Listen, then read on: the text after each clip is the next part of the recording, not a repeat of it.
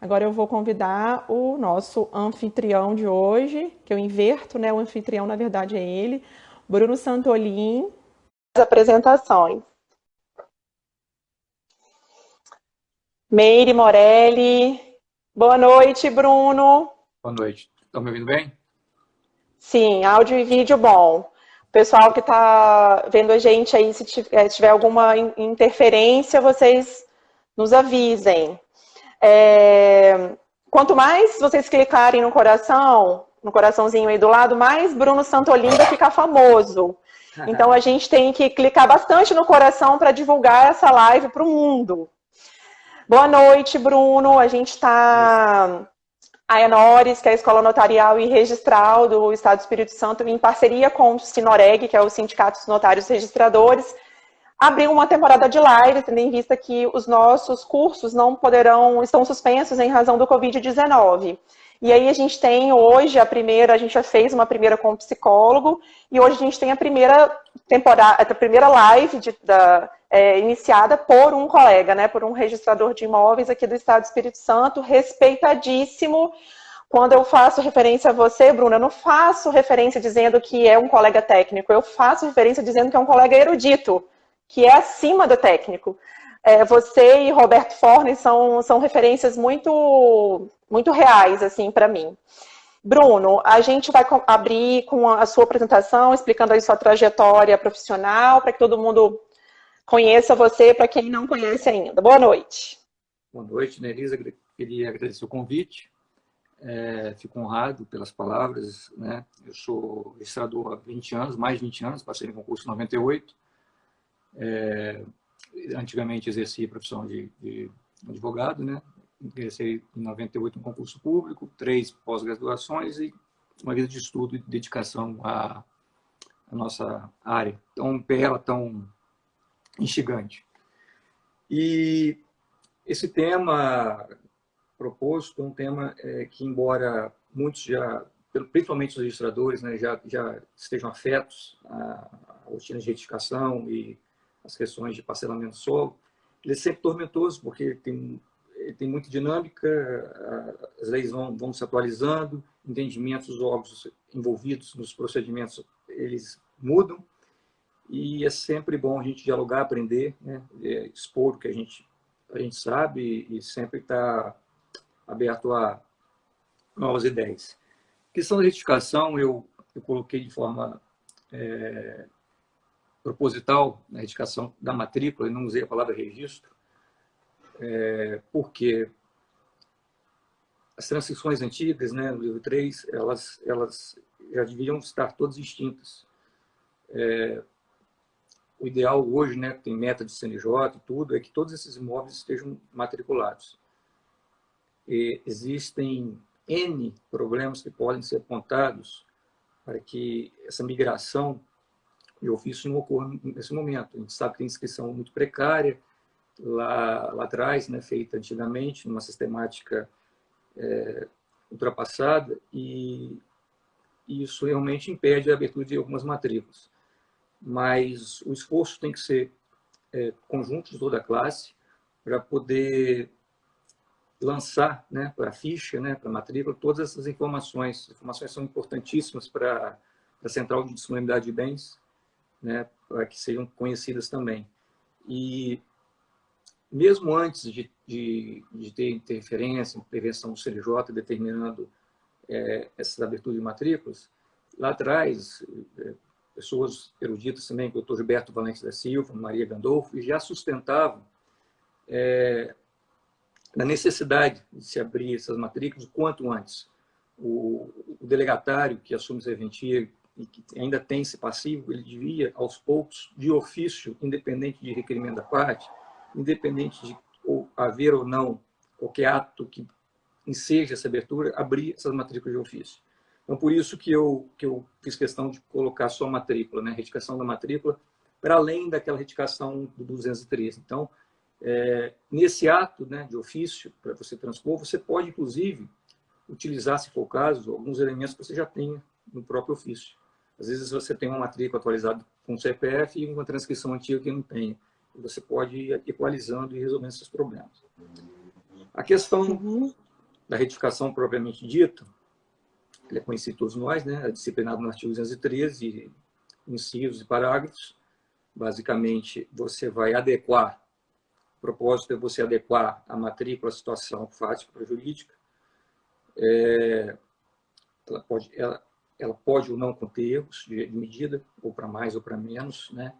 Bruno, eu acho que essa já entrou na primeira pergunta que eu tenho que fazer para você. O que a gente pode entender por retificação de matrícula ou retificação de registro? Acho que você já começou respondendo aí, mas é a primeira pergunta para abrir nossos trabalhos. Exato. A retificação ela é a forma de você sanear o registro, um registro que eventualmente não reflita a realidade. Você tem uma área física medindo X e seu registro antigo medindo Y. E existe a necessidade, né, da matrícula estar espelhando a realidade jurídica, né? A fática jurídica tem que ser espelhar a mesma situação. E como que isso é feito? Isso é feito mediante requerimento dos proprietários, ou até mesmo da parte interessada, dependendo do interesse jurídico na questão, né? Não precisa, às vezes você vai ter uma situação que não é só o proprietário, né? Tem um terceiro com interesse jurídico também que viabilizaria esse pedido. Instruído com planta, né? Memorial descritivo e anuência dos confrontantes da área. Basicamente seria isso, mas não só isso, e para além disso, tem uma série de questões que envolvem. Você tem que analisar a qualidade desse confrontante, né? Na medida do possível, você buscar no seu cartório as informações se aquele confrontante ele ostenta a qualidade de confrontante com o posseiro ou com o proprietário. Eventualmente, uma pessoa jurídica tem que investigar se aquela pessoa que está assinando ela detém poderes para tanto. Se o imóvel ele se confronta com áreas públicas, se ele se confronta com rodovia, se ele é seccionado por rodovia ou não. Então, é muito dinâmico, né? Muitos conceitos novos foram trazidos, muitos paradigmas foram quebrados. Um dos principais deles foi a questão do seccionamento da área por rodovia ou por ferrovia, que torna o imóvel descontínuo. Então, você já não tem mais um imóvel, você passa a ter 2 imóveis com propriedade particular e um imóvel, uma poligonal com área de ocupação pública. Isso é importante dizer, isso às vezes é difícil de você explicar para o proprietário que em razão daquela ocupação pública, né, na parte do imóvel, independente de ter havido ou não a expropriação, o pagamento dela, a formalização disso, ele acaba perdendo essa área. Então, a sistemática registral hoje vigente, ela exige que se dê publicidade para as áreas particulares. Essa pública não tem interesse, o INCRA tanto é que o INCRA não certifica essa poligonal. E para onde iria essa área da estrada? Você tem vários entendimentos. Tem gente que advoga que ela deveria ficar no remanescente, outros que ela deveria estar publicizada também na matrícula. Eu, particularmente, num imóvel que é seccionado no meio, eu abro 3 matrículas. Uma para cada lado da rodovia ou da ferrovia, e o terceiro, né, que é a faixa de domínio, eu abro matrícula em nome dos proprietários com uma verbação de publicidade, noticiando que, embora seja de propriedade de fulano e beltrano, o imóvel é ocupado por uma área pública. Isso para evitar várias confusões futuras, entendeu? Uhum. Mas essa questão... Pode concluir. Não, pode. Eu ia entrar num outro ponto.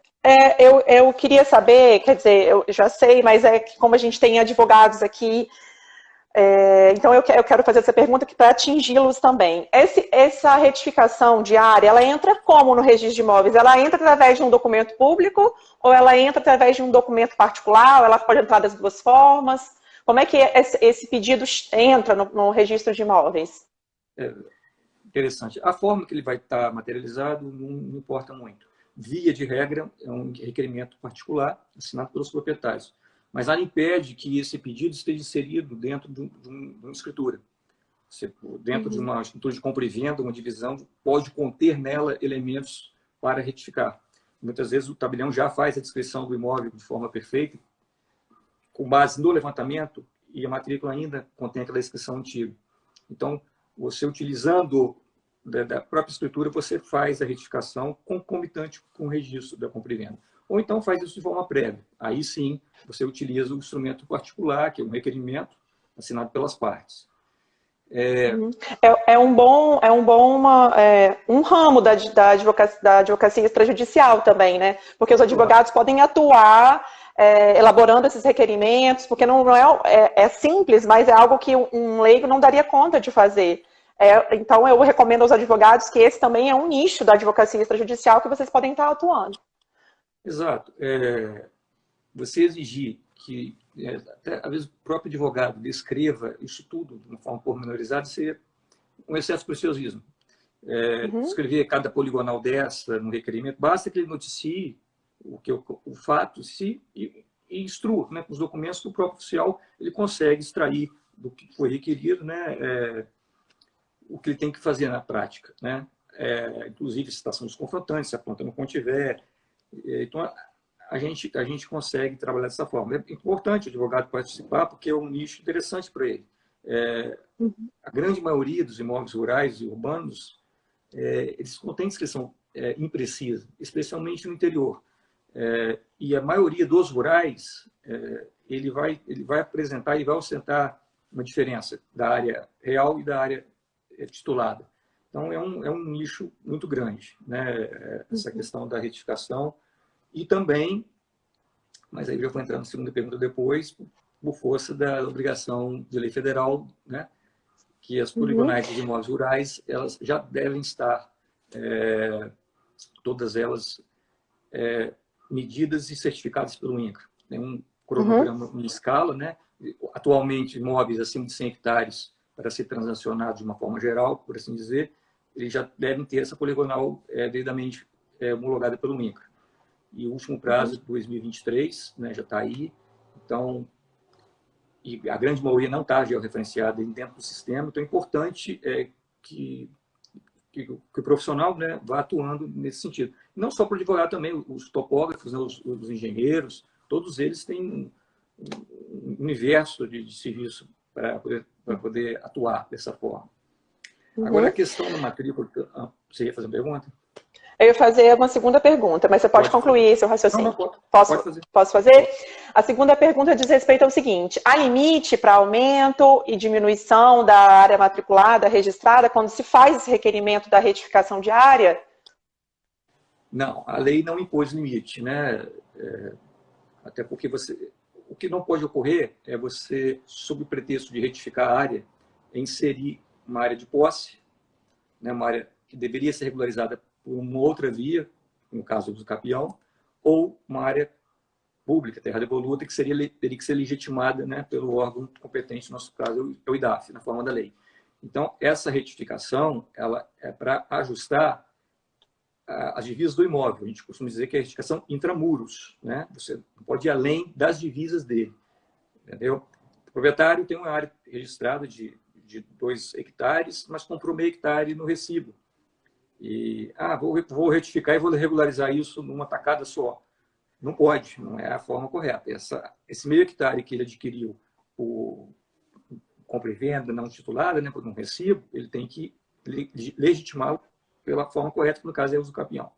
Então, vocês conseguem identificar isso quando esse protocolo entra no registro de imóveis? Vocês conseguem identificar que não é só um intramuros ou que é uma parte extra que está querendo entrar? É um exame ingrato, eu diria, né, para você, porque nem sempre isso é fácil de ser identificado. O princípio que regula todo o procedimento é o princípio da boa-fé. Tá? O princípio da boa-fé objetivo de quem? Do proprietário e do próprio topógrafo, né, do geomensor que trabalha no procedimento. Por ser um procedimento administrativo, ele pode ser revisto a qualquer tempo também. Pode ser revisto para o judiciário e, enfim, se constatar lá na frente que houve uma fraude, isso vai ser tudo anulado e vem uma cadeia, né, sucessória depois daquele ato. Isso pode ser um prejuízo muito grande. Então, não adianta, às vezes, o proprietário querer encurtar o caminho, sendo que ele vai pegar um atalho que vai levar para um precipício. Mas o oficial, sim, na medida do possível, ele deve opor obstáculo nessa pretensão, uma pretensão legal, ilegal. Mas aí, entrando na questão da sua pergunta, provavelmente dita, Quanto maior o aumento, vai acender uma luz de alerta para o registrador, né? Porque você tem um imóvel de 3 hectares e o aumento vem para 6, né? Ele dobra de tamanho, isso cria um alerta. A jurisprudência ela não colocou um limite. Muito se falou em limite de 20 avos, de 5%, de 10%. Não existe. O que existe é o bom senso e cautela. No estado do Espírito Santo, ainda lá no início da vigência da lei, nós efetuamos várias reuniões, vários entendimentos, especialmente com o IDAF também. E, na época, nós chegamos a um consenso, isso não está no papel, né? Isso foi um consenso em reuniões, que até 10%, na área rural especialmente, seria um limite tolerável. Acima de 10%, seria recomendável que o oficial ou o próprio proprietário, antes do próprio procedimento, pedisse ao IDAF para certificar se a poligonal estaria inserindo ou não a área não titulada. Tá? Se a pessoa pode fazer isso antes ou durante o procedimento. Durante o procedimento, como é que funciona? Ela apresenta ao oficial, normalmente o oficial verificou, tem mais de 10% em 20% de aumento. Ele oficia o IDAF vai emitir uma certidão com as poligonais e ele vai dizer, com base na base cartográfica do Estado, se aquela poligonal sobrepõe ou não. Muitas vezes ele também não tem como afirmar de forma definitiva. Ele pode dizer, às vezes, como diz, que é presumível que seja. Entretanto, o STJ já disse que essa presunção ela não existe. O Estado teria que provar que a terra é devoluta. Essa é uma questão, né, que tem que ser enfrentada também em determinados casos. Mas, enfim, não existe aumento na lei, existem algumas decisões já nesse sentido, dizendo que não existe esse parâmetro. O parâmetro é um parâmetro de razoabilidade para você ter um aumento ou uma diminuição, né? Então, o oficial tem que conhecer para que rumo a jurisprudência está indo e os entendimentos do Estado. Aqui no Estado do Espírito Santo, o entendimento mais ou menos é esse. Acima de 10%, eu acredito que, pelo menos, a maioria dos oficiais que participaram, né, daquela época desse conjunto de 10, eles estão remetendo para o IDAF. Os mais novos, a gente tem vários colegas chegando agora também, é bom que saibam dessa informação, porque isso foi já discutido há muito tempo, mais de 10 anos, né? Então é interessante conhecer esse posicionamento, entendeu, Lívia? Eu preciso confessar que eu não sabia eu já ouvi certa vez que o limite era 20%. E não tinha essa informação, não tinha conhecimento que não há uma previsão legislativa para limite. Interessante seus apontamentos, ao mesmo tempo é interessante seguir, né, a doutrina do que já vem sendo praticado no cartório de registro de imóveis. Exato. E todo mundo andar junto. Exato, você pode ter a fraude, você pode ter a fraude num aumento de 3% e pode não ter fraude num aumento de 15%. Entendeu? Isso é muito difícil você colocar isso. Apurar. Uma fórmula absoluta, exatamente. Na dúvida, acima dos 10%, não custa nada você oficia o IDAF, dá mais segurança para o procedimento, você está entendendo? Aí, isso vai sendo assimilado de forma mais tranquila. Tá. Vamos lá para a terceira pergunta. Há diferença entre retificar área urbana e área rural? Em regra, o procedimento é o mesmo, os documentos exigidos são os mesmos. A questão do rural é que, se o imóvel objeto de retificação já tiver ultrapassado 100 hectares, é exigido que essa poligonal esteja homologada pelo INCRA, certificada pelo INCRA. A diferença básica é essa. Tá? Inclusive, essa questão da homologação pelo INCRA tem suscitado alguns questionamentos em razão da alteração tanto do artigo 176 e tanto do 213. O 176 foi alterado pela Lei 13.878, que dispensava a anuência dos confrontantes no procedimento quando a poligonal estivesse certificada pelo INCRA. Só que isso ficou meio solto. Muitos arguíram que alterou o 176, mas não mexeu o 213. Aí agora vem uma MP, a MP 910, que ela tem que ser votada até o dia 19. Ela dispensou essa anuência quando essa poligonal tiver a certificação pelo INCRA. É uma meia-verdade, porque se a maioria dos imóveis já estivesse certificados pelo INCRA, né, dentro com as precisões, qualquer novo novo pedido, se houver sobreposição de área, o INCRA vai obstar. Então, num futuro mais distante, uma poligonal certificada pelo INCRA seria sinônimo de que não haveria invasão de áreas de vizinho. Mas isso ainda não pode ser tido como uma afirmação absoluta. Por quê? Porque a absoluta maioria dos imóveis não estão certificados pelo INCRA. Tá? Então, existe essa diferença. Atualmente, enquanto a CMP estiver em vigência, e tem até o dia 19, imóvel rural, cuja poligonal for certificado pelo INCRA, vai dispensar a anuência dos confrontantes. A retificação propriamente dita e a verbação dessa poligonal tem diferença? Não. Tá? Porque imagine um imóvel que não tenha sido objeto de retificação, o proprietário traz a poligonal e pede para averbar. O rito é o mesmo, né? Porque a verbação da poligonal certificada pelo INCRA é um procedimento de retificação. Por quê? Você vai alterar. Entendeu? Então, antes dessa alteração legislativa, você exigia a assinatura de todo mundo, mesmo quando você tinha poligonal certificado pelo INCRA. Agora, a maioria, acredito, vai deixar de exigir essa assinatura, embora esse assunto ainda é controverso, por conta de interpretação e por conta de medo mesmo de fragilizar o sistema. Porque você dispensar a anuência dos confrontantes, você poderia abrir caminho para uma fraude. E o legislador partiu do princípio que, se a poligonal estiver homologada pelo INCRA, essa fraude ela fica muito mais difícil. E é uma verdade, mas isso no futuro mais distante, não é um futuro próximo. Né? Na medida que o INCRA for certificando as propriedades, sim, isso aí vai ser uma verdade. Aí o processo de certificação, basicamente, de urbano para rural, planta, memorial descritivo e anuência dos confrontantes. A questão do rural, o que difere é exatamente isso. Atualmente, nesse exato momento, se tiver mais de 100 hectares, essa planta tem que estar homologada pelo INCRA. Uhum. E a cobrança da retificação diária, ela agora está acontecendo pelo valor do imóvel, não é isso? Nós uniformizamos o entendimento no Estado. Tá? Havia alguns entendimentos distintos em relação a essa questão de cobrar como ato de conteúdo financeiro ou não. E por tudo isso que eu te falei, não há como você interpretar de forma distinta. Você está lidando com o direito de propriedade da pessoa, você está agregando valor nesse imóvel, na medida em que você está legalizando ele, porque ele uma descrição precária, ele não está apto para certas práticas de mercado, inclusive, e, eventualmente, se o registrador cometer qualquer falha, a indenização vai ser com base no valor do imóvel. Entendeu? Então, nada mais justo que esse ato, essa ação de retificação, seja esse ato registral com conteúdo econômico, pela responsabilidade que ele traz em si. Não é uma mera verbação de certificado de INCRA ou de atualização de estado civil, né? Mera entre aspas, né? Porque toda verbação, todo ato que é levado no nosso exame, ele carrega em si, né? uma responsabilidade muito grande.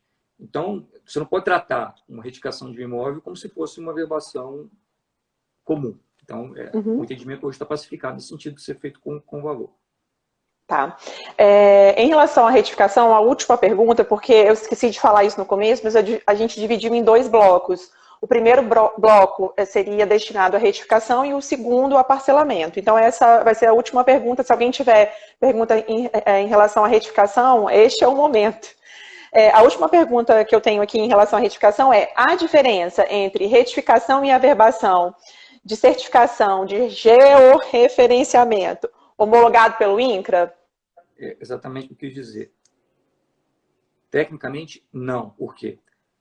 Averbar um levantamento topográfico certificado pelo INCRA vai implicar na retificação daquele registro.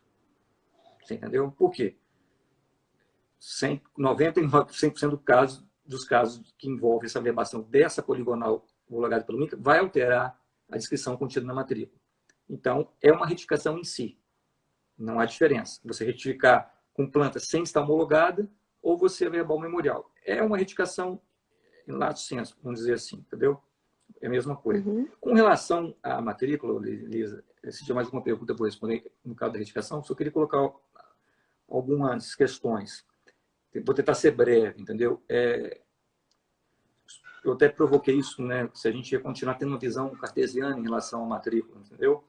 Nas edificações, inclusive, a matrícula hoje é um repositório muito interessante de informações registrais e ambientais também. Hoje tem um princípio da consideração que já está positivado no nosso ordenamento, que ele veio atestar uma vocação antiga, inclusive, já de trazer para a matrícula várias informações. Eu já, há mais de 10 anos, já venho escrevendo sobre isso, principalmente a informação ambiental, porque os princípios de direito ambiental, pela sua característica de transversalidade, eles conversam muito, você está entendendo? O princípio da informação ambiental, o princípio da publicidade, o princípio da prevenção, precaução e, em especial, o princípio da função socioambiental da propriedade. No passado, a propriedade ela tinha um caráter muito particular, na medida que ela só traduzia interesse para o proprietário, enquanto esse imóvel lhe traria algum ganho, né, no mercado. Hoje não. O imóvel ele tem que cumprir outras funções também, uma delas é a ambiental. Porque não é um regime monocêntrico mais, ele é policêntrico, na medida que esse imóvel tem que cumprir essa função. Exemplo disso é o CAR. Praticamente hoje ninguém consegue fazer nada num imóvel rural sem estar com a informação ambiental lá no CAR.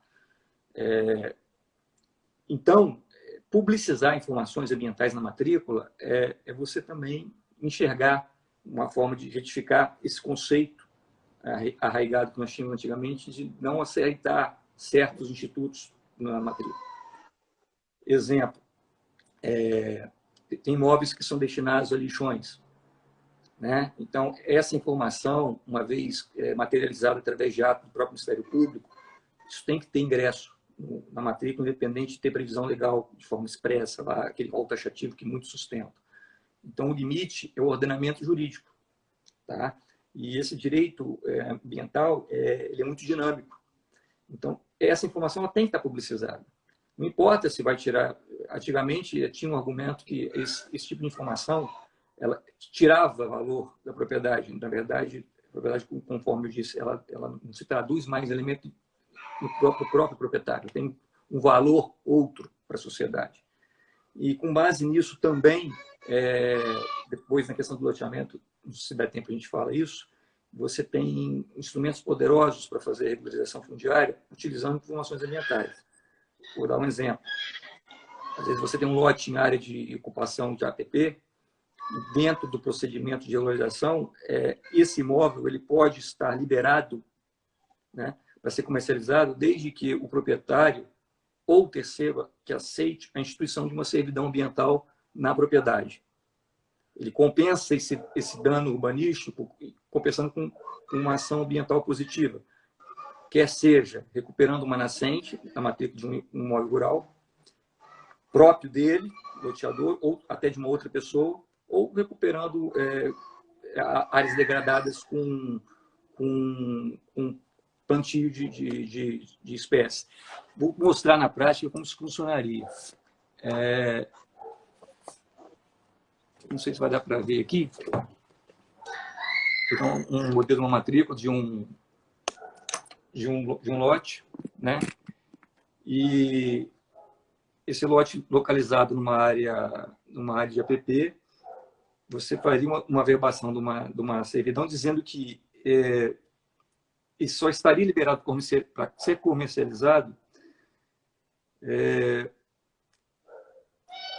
após a instituição de uma servidão ambiental permanente incidente sobre parte do imóvel objeto da matrícula tal, de propriedade do próprio loteador ou de uma outra pessoa, que publiciza isso na matrícula. Depois, você na matrícula do imóvel, onde ele vai receber a servidão, né, que é o imóvel. Isso, inclusive, eu deixei de falar, esqueci. Quando você retifica, você coloca... Não sei se está dando para ver aí. Eu tenho, por hábito, né? Eu já jogo a poligonal do imóvel e a descrição com as coordenadas. Então, você...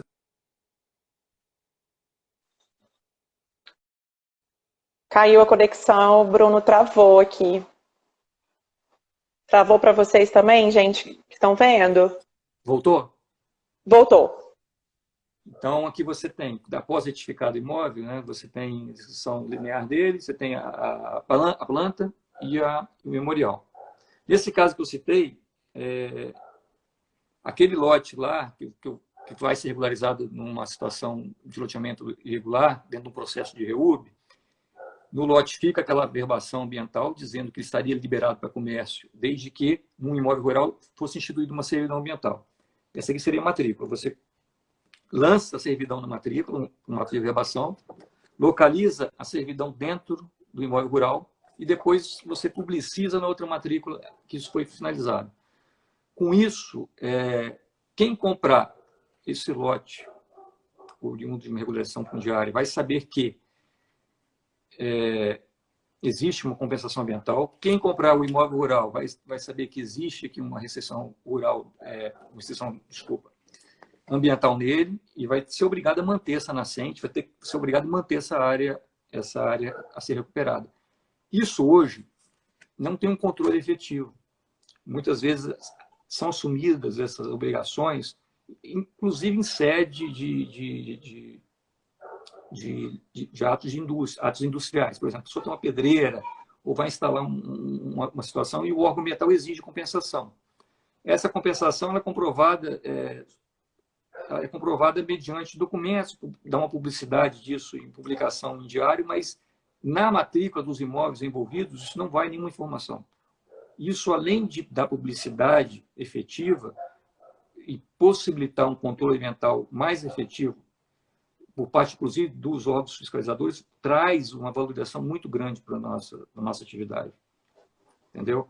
Então, a matrícula ela tem que ser chegada para além de um repositório meramente direito real, propriamente dito. Ela deve, sim,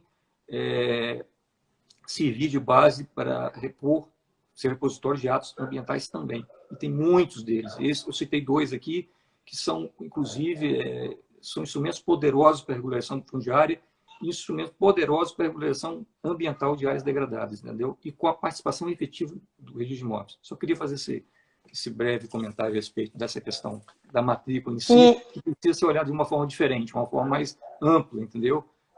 Do que hoje a gente olha para ela.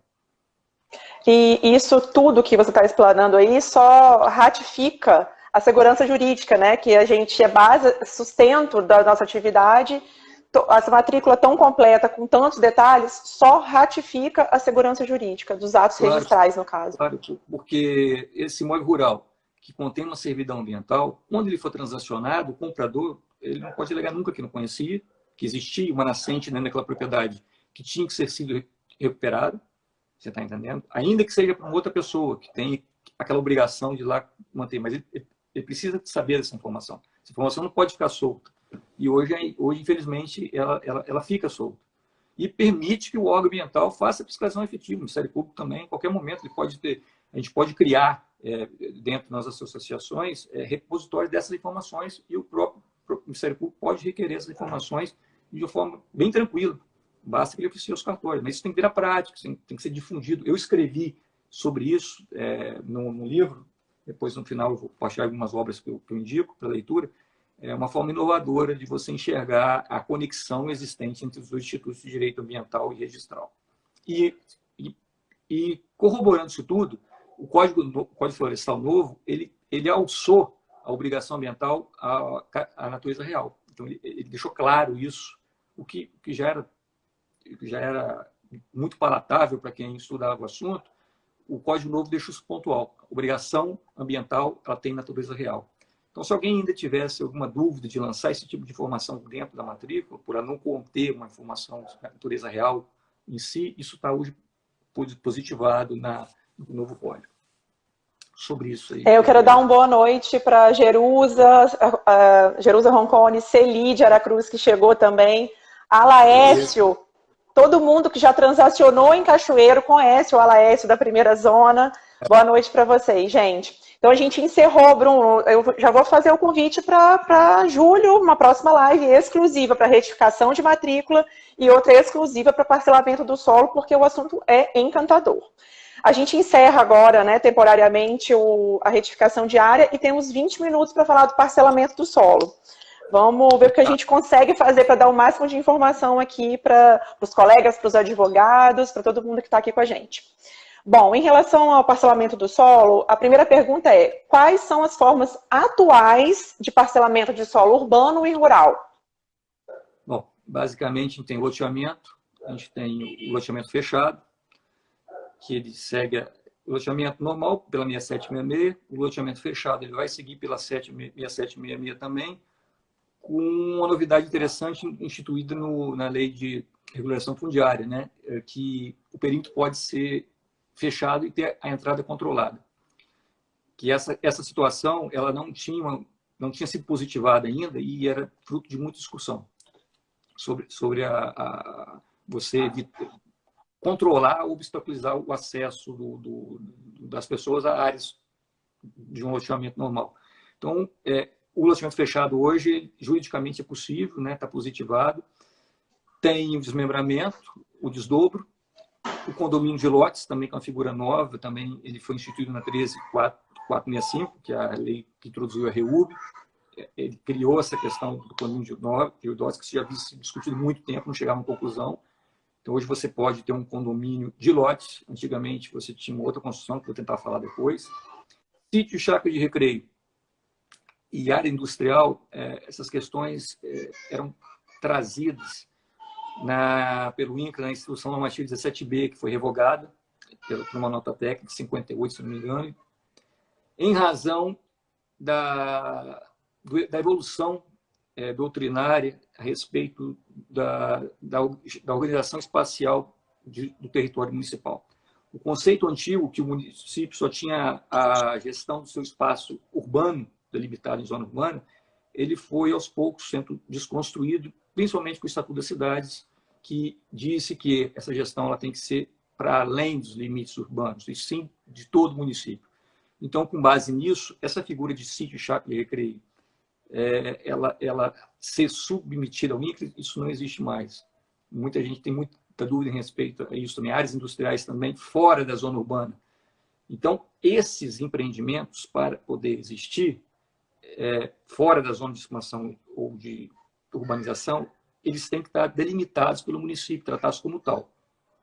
Ele pode criar uma zona de interesse especial ali, uma zona turística, mas, enfim, para receber esses empreendimentos, o município tem que legislar para que o loteador, parcelador, tenha as obrigações de plantar as obras de infraestrutura e tal. Então, o INCRA não participa mais dessa situação, quando se fala em chácara de recreio, fora da zona urbana, é o município que vai disciplinar, né? E o INCRA só ficou, na verdade, com um loteamento em área rural para fins rurais, que é chamado de planos particulares de colonização. Isso é bem específico e deve ser tratado, cada caso, com o INCRA, que aí sim o INCRA vai atuar. Nas outras formas, o INCRA ele apenas vai alterar a questão do cadastro. Né? Se o empreendimento estiver na zona rural, ele vai sofrer uma alteração no cadastro e o CCR vai espelhar só a parte que tiver ou não na zona rural. Então, basicamente, o município hoje que vai disciplinar essas formas de parcelamento do solo urbano. Então, basicamente, são essas as formas existentes hoje. As formas normais. Depois tem as formas anômalas, se a gente conseguir ter tempo, a gente fala, tem muito empreendimento constituído com nome de condomínio, quando na verdade ele é aprovado como loteamento, fala que é condomínio de casa, mas na verdade não tem casa construída, enfim, tem umas situações anômalas que a gente pode tratar aqui, mas que a lei da REUB também, ela criou a possibilidade de regularizar essas situações, entendeu? A grande novidade é o condomínio de lotes, que foi introduzido em 2017 pela lei 13.465, que possibilita, sim, você fechar o perímetro e você não ter área pública naquele empreendimento. Você vai ter área dos condôminos, por assim dizer. E pode ser, a fração ela pode ser em função do próprio lote ou em função de construções no empreendimento. Aí vai depender muito da modalidade que o empreendedor vai fazer. Se ele vai vender casa pronta, e aí a unidade autônoma é a casa, um lote, ou somente o lote, né, puro. Mais ou menos uma passada rápida essa, seria mais ou menos isso. Uhum. A segunda pergunta em relação ao parcelamento é: qual a diferença entre loteamento, desmembramento e desdobro? Pois é, a questão do desmembramento e loteamento, tecnicamente, é a abertura ou não de ruas. É a mais conhecida. O loteamento, você não tem rua, você vai abrir. E o desmembramento já tem a rua e a estrutura urbana. A questão toda é o seguinte, urbanização é a palavra-chave. Se a área, objeto de parcelamento do solo, ela já estiver urbanizada, tá? Com rua e com tudo, ela pode ser tratada como um desdobro. Não tem necessidade de urbanização. Você está entendendo? E esse conceito aí, que não sou eu que estou dizendo, é a doutrina, o Afrânio de Carvalho, já escrevi isso lá 40 anos atrás, isso ainda gera uma confusão por parte da doutrina, por parte da jurisprudência e até em normas de corregedoria. No sentido de exigir de um desdobro todo o requisito exigido para um loteamento. A gente chama de registro especial, que é baseado no artigo 18 da 6766, que ele tem que trazer aquele monte de documentos, certidões, memorial, área pública, enfim. Isso dá uma confusão. E, na verdade, no desmembramento não deveria se exigir nada além do que a aprovação municipal. Só que, infelizmente, a jurisprudência evoluiu no sentido inverso e colocou como elemento balizador a quantidade de lotes resultantes desse desdobro. E aí ficou um conceito muito aberto. Você pode pegar a jurisprudência de São Paulo, que é bastante farta no assunto, eles falam em 10, falam em 15, falam em 20. Isso, enfim, acabou ficando muito ao critério do registrador aferir se aquele desmembramento, né, não estaria travestido de um novo empreendimento imobiliário.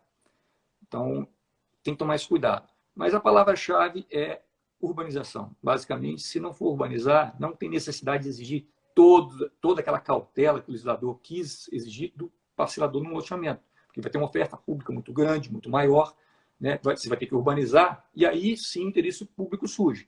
Na medida que você não tem elementos de urbanização nem de venda massiva ao público, esse interesse público ele diminui. Razão pela qual todo aquele rol do artigo 18, chamado de registro especial, ele deixa de ter importância. O desdobro, a construção que foi feita inicialmente pelos próprios engenheiros, na verdade, é o desmembramento de um lote em dois. Entendeu? Loteamento é uma gleba, né, tecnicamente uma gleba virgem, que vai ser objeto de parcelamento.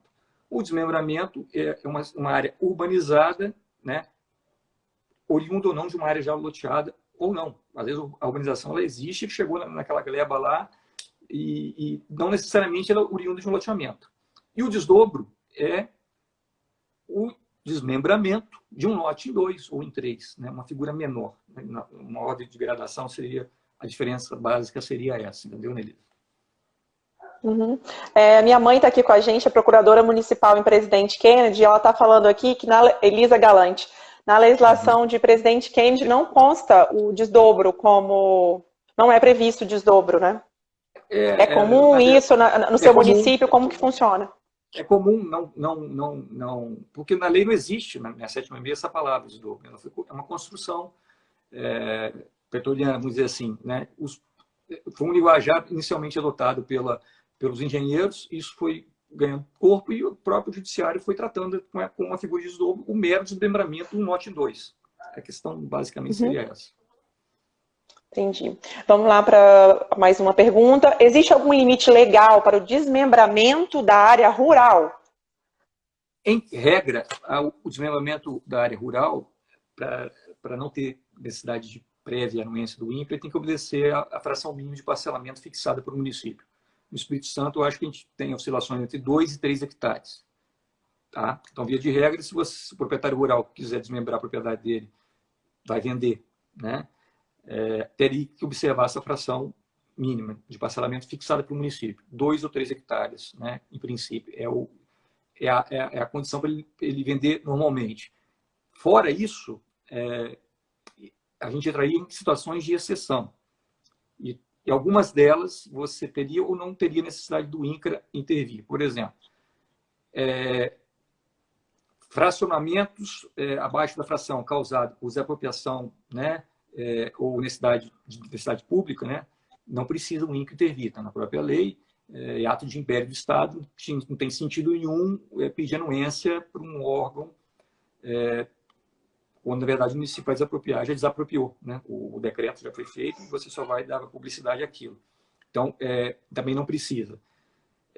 Agora, tem outras formas de você parcelar, né, desmembrar abaixo da fração, que o INCRA tem que intervir, e tem outras que ele não precisa.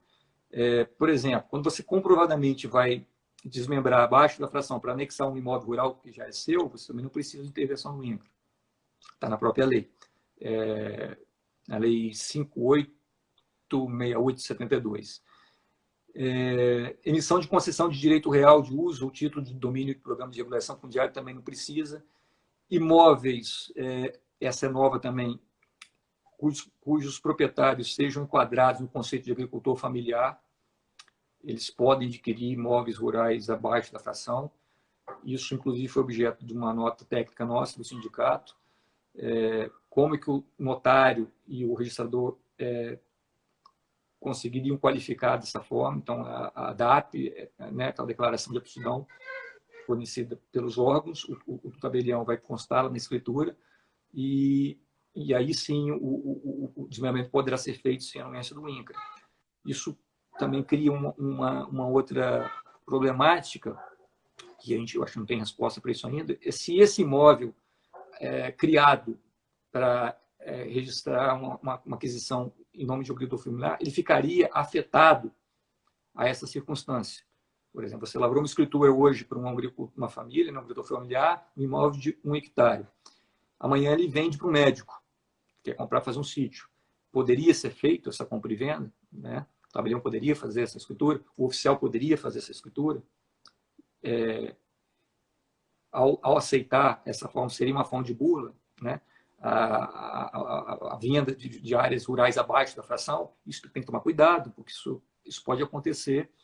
E em princípio, a primeira leitura que a gente tem feito é que o imóvel ficaria sim afetado a essa condição. Aquela matrícula foi aberta nessa condição para ser utilizado por agricultor familiar. Isso é uma questão interessante. E as áreas também que já venham ser incorporadas à zona urbana do município. Essas áreas, elas não precisam de autorização do INCRA.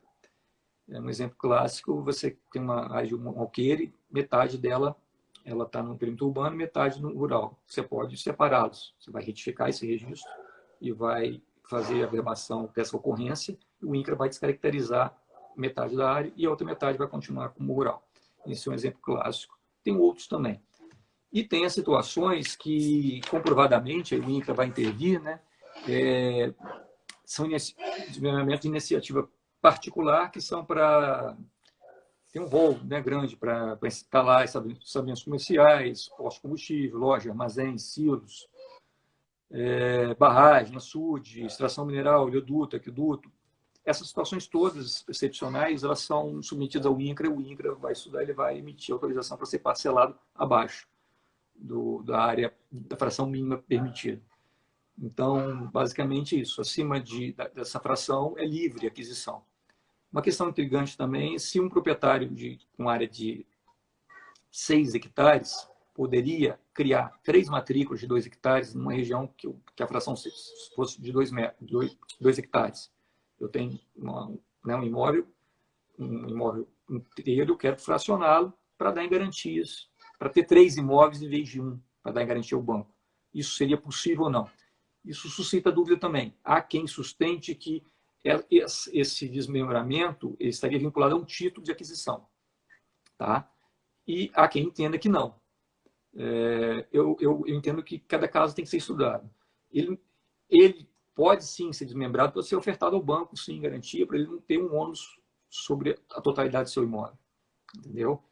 Isso tem que ser administrado. Mas eu fiz uma consulta, inclusive, ao Instituto de Registro Imobiliário do Brasil, e a resposta ela não foi conclusiva, mas ela abriu, né, ela abre os 2 precedentes aí de exame. Tem decisão judicial, inclusive, permitindo esse desmembramento. Por quê? A corrente que que não aceita, ela o faz ao argumento de que você estaria burlando o Estatuto da Terra, né, ao criar vários minifúndios sob a mesma titularidade. Tá? A questão toda é essa, mas isso também é interessante colocar aqui. Uhum. A gente tem uns 7 minutos mais ou menos para finalizar. Eu vou fazer essa pergunta aqui do cartório segundo ofício de Castelo. E aí as perguntas que passaram, que eu não consegui gerir aqui, eu peço que encaminhe ou para o Instagram do Sinoreg ou para o próprio Instagram do Bruno, que aí ele responde com calma. O cartório segundo ofício de Castelo está perguntando aqui, peraí, deixa eu voltar, a remanescência após uma venda de uma área inferior à fração mínima de parcelamento, quando o proprietário seja produtor rural familiar, é possível? Bom, o remanescente, deixa eu ver se eu entendi. A venda para o produtor rural familiar abaixo do modo é possível. O remanescer para ele já é proprietário, então seria isso? Né? Porque o remanescente é algo que já pertence ao proprietário. É possível, sim, você vender se ele for um proprietário rural, vamos resumir, ele tem uma área de 3 hectares. Se ele for um proprietário rural enquadrado na categoria de agricultor familiar, ele pode vender 1,5 para um outro agricultor familiar e pode remanescer 1,5 para ele, sim. Né? Isso considerando se a fração é 2 hectares e tem um imóvel de 3, ele pode vender 1,5 para um agricultor familiar e ele, sendo agricultor familiar, ele pode sim.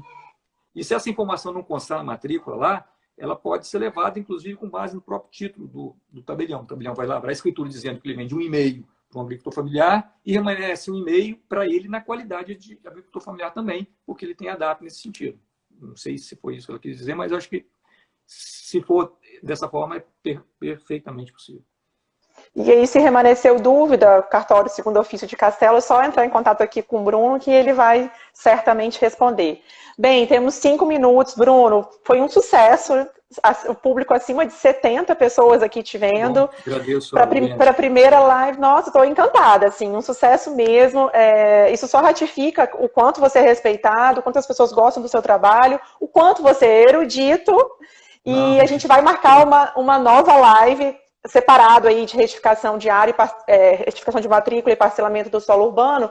E vocês que estão aqui com a gente, que tiver sugestão de tema, tanto em registro de imóveis, protesto, RTD, pessoa jurídica, todas as especialidades do cartório, pode mandar para o Instagram aqui do Sinoreg, que a gente vai agendar essas lives para atender a todo mundo. Obrigada, tá, Bruno? Se quiser se despedir, ainda temos 4 minutos.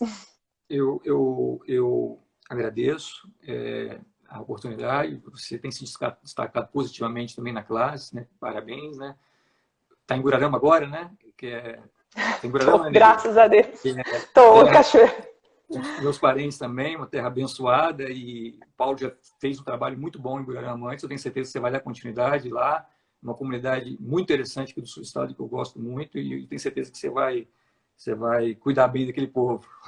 Não só de lá, mas também como todo o estado. É um prazer participar, agradeço. Eu não consegui visualizar aqui todo mundo que está comentando, porque é uma atividade nova, né? Uma modalidade nova de comunicação, também fico meio que... diferente, né? A gente está se adaptando. Pouca vontade, eu sou um pouco tímido e isso aqui me intimida mais um pouco. Mas interessante, eu acho que deve ser feito, e se surgir nova oportunidade, eu fico honrado, né, com o convite. Já está com os colegas aí, um pouco a gente sabe.